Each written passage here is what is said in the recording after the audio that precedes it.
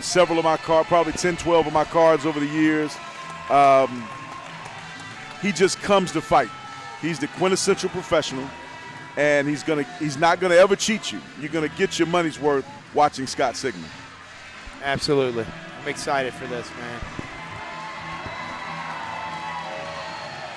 And we have some nice straps on the line tonight. We have a WBC United States title and a UBO United States title also.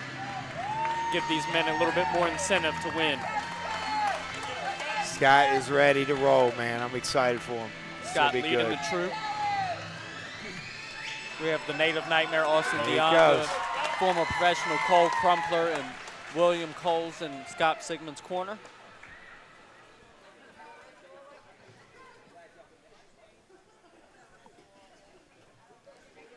These guys.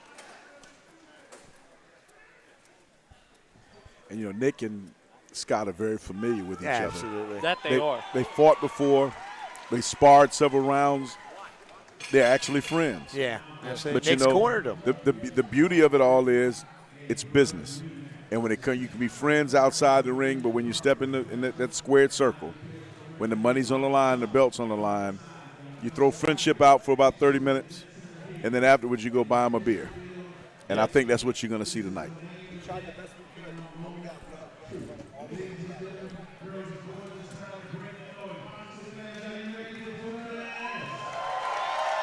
All right. The crowd is into the fight, and I expect to hear an electrifying crowd tonight for Scott Sigmon.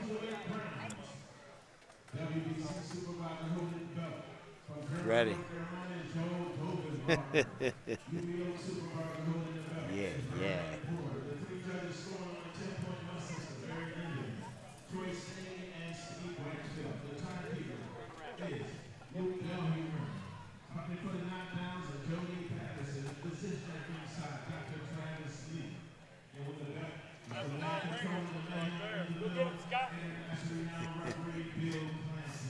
That guy's a character, man. He is a showman.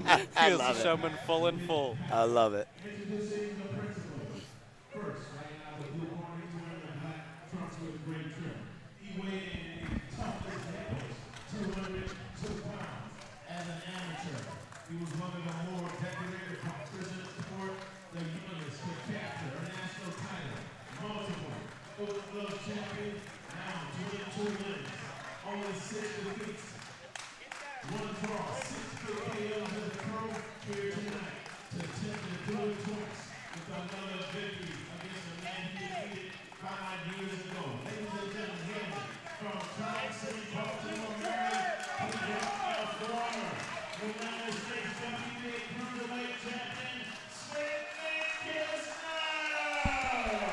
That is a hell of a resume for Nick Kisner.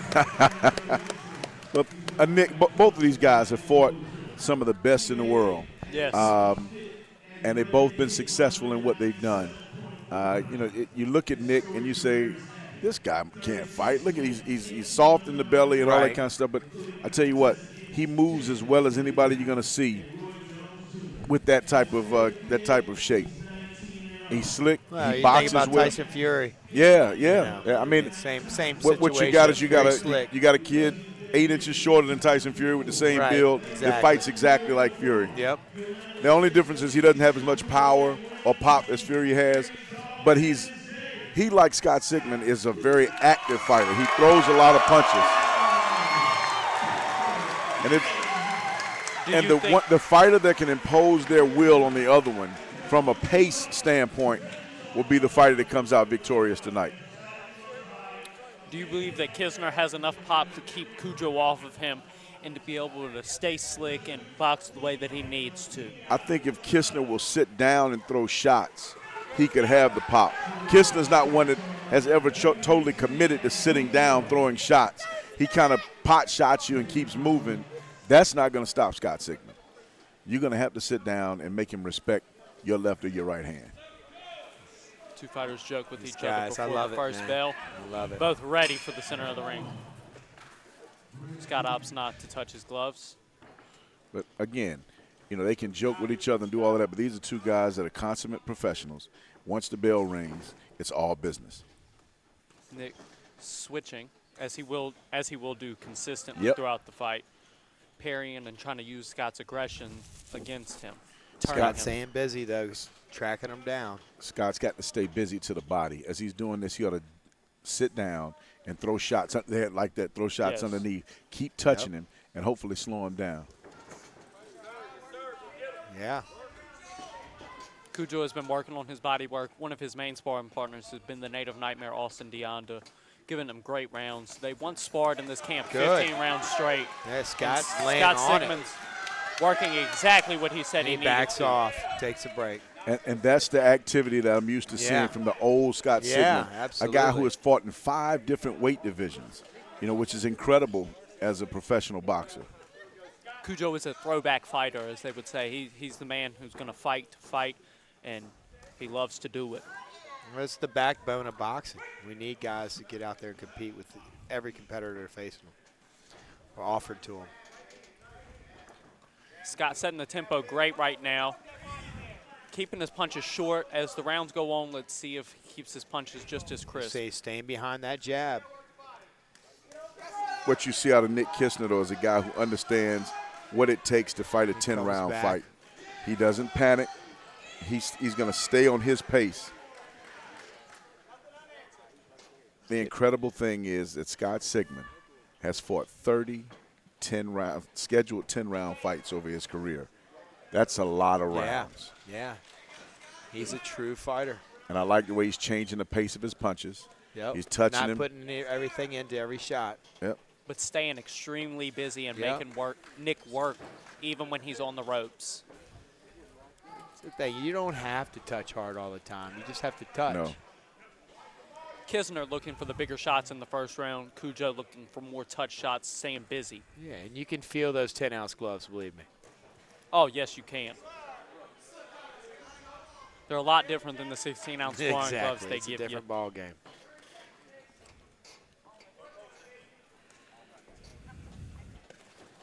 I would like to see Kisner not back straight up and allow Cujo to work on the corner like that. He's catching some of those punches, but well, he's catching a lot of them. However, the illusion is that he's getting hit by it. Yes. And you know, a judge sitting on the backside says, see. "Oh my, Right. he's catching them clean." Absolutely. There's always one judge when you're up against the ropes. You can't see the action.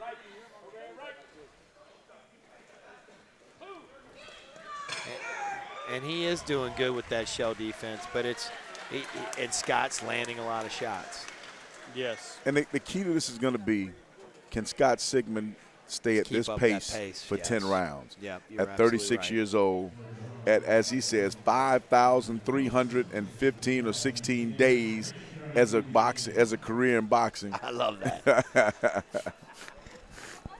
The Rain Man of boxing. Yeah. But again, if he can keep this pace, it's going to be darn near impossible for Nick to keep up with the output. It is. And so, once again, being personally a part of Cujo's camp, he told me that his game plan is to keep that pace for exactly 8 rounds and take as many rounds as possible in the very first 8. And if Nick continues to use the offense that he was using in that round, it's a great game plan for Cujo, but we're going to see how Kisner adjusts to Cujo's game plan tonight. Well, I think you'll see Nick step the output rate up, but it's hard to step it up when Scott starts pressuring you and laying in on your chest the way he does, and that is the old Scott Sigmon.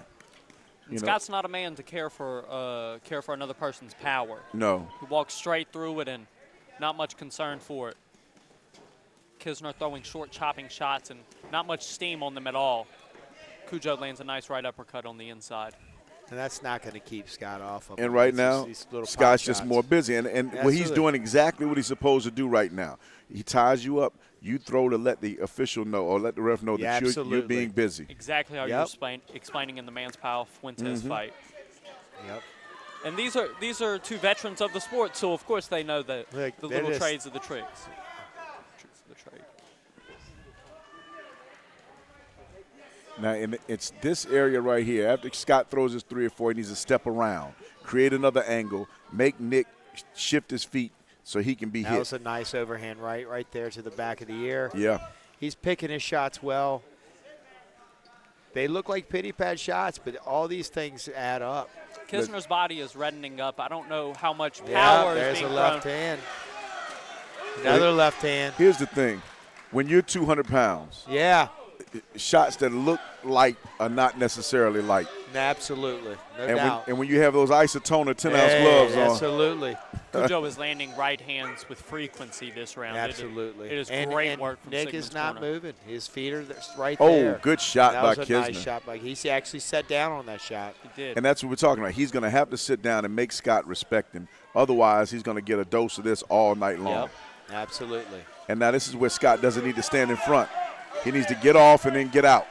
Move his head a little bit. Just move his feet left and right. Yes. He should be moving to his right now to get him back into the corner.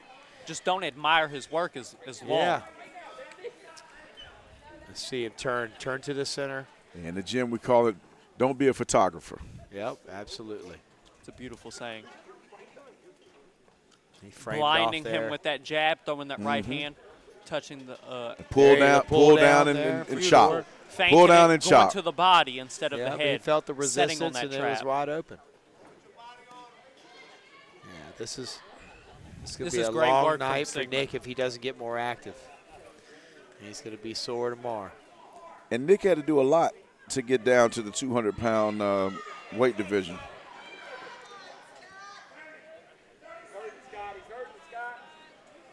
When you have a game plan of being inactive for the first few rounds, you tend to take a little bit more damage, just like Kisner is. And later on down in the rounds, it starts to take a toll on you, just like this Absolutely. body work. So sometimes you have to come on a little bit stronger than what you would imagine. I believe that Nick needs to up the tempo a Yep, little bit more and try to back absolutely. Scott up a tad bit or turn Scott a little bit more. Well, right now, easily 2 rounds to 0. Absolutely. But Yes. Yeah, and Scott's not getting a lot of resistance from Nick. Nick landed one overhand right during that last round that had effect, but really Scott walked right through it. And the key to this thing is Scott needs to continue to stay active and busy, but doesn't need to throw the whole load. He needs to, kind of measure what he's doing. He's right now he's throwing about 70 shots a round. Yeah. 50 shots would probably The fight be is enough. over, guys. The fight is over. What? The fight is over. Scott Sigmon Oh, won. wow, he did. He tear his wins bicep. by retirement. I don't know what happened over in the corner. He tore his bicep. You can see it's curled in. Oh, gosh. Yeah. That's Wow. Yeah. Oh. Wow. Oh, my goodness. Yeah. That is a God knows. Yeah, that hurts. That I've done I it. tell you what, I've rolled. Oh, I tore my quad a few years ago. Oh yeah. And That's brutal. I know what That's that feels one like. of the worst. Yeah. Yeah. Yeah. It's I've seen the quad tear, but man, That- I've looks experienced rough the, over the there. bicep. Yeah. That thing rolled up pretty bad. Yeah. I wonder what shot he threw that created that injury. Man, just a left uppercut. I know he threw one left uppercut over here that could have caused it, but I mean that could happen just with a miss of the jab. And we go back to the weight cut, and that Yes. could have a big Yes. thing to do with it. Yeah, and I mean- anytime you're dehydrated, you don't have enough liquids in you, that could happen easily. The things dehydration does to your body, you wouldn't imagine. Yeah, The following absolutely. day, the day after that. For sure. It is a lasting effect. I just pray we see that Kisner is able to heal up and be safe on the way home. They're not doing it, but I would ice it now. I Oh, would get for ice sure. on it immediately. He's got to get ice, and he really needs to get to a doctor as soon as possible. Yes. The sooner they can get operating on it, the better. Yes. But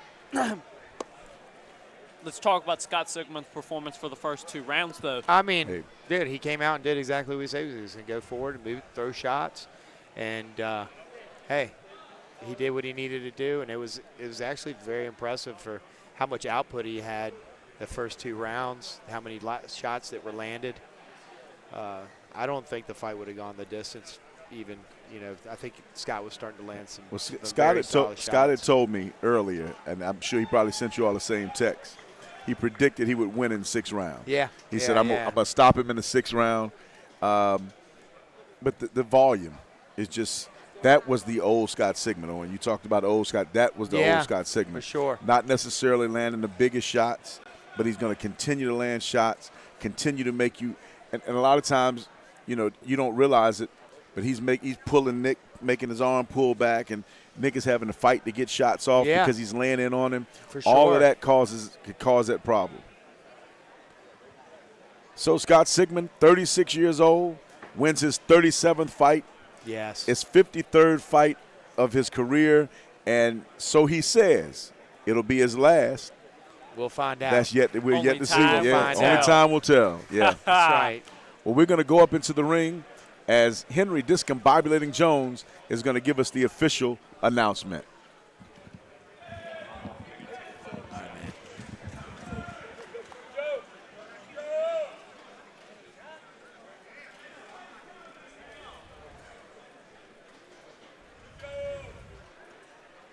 I tell you, that kind of injury, man. You hate to see that happen to anybody, man. Yeah. That's something that's gonna put him out of the gym for a long time. I tell you, I remember about 15, 16 years ago, James Toney tore his in about the 4th or 5th round of the fight and finished a 10-round fight. Oof.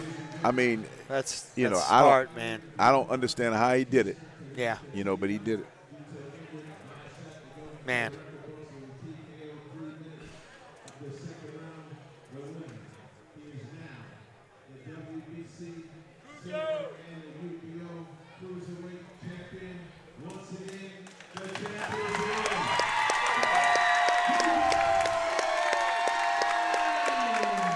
Man, that's awesome. Last fight comes on with another belt.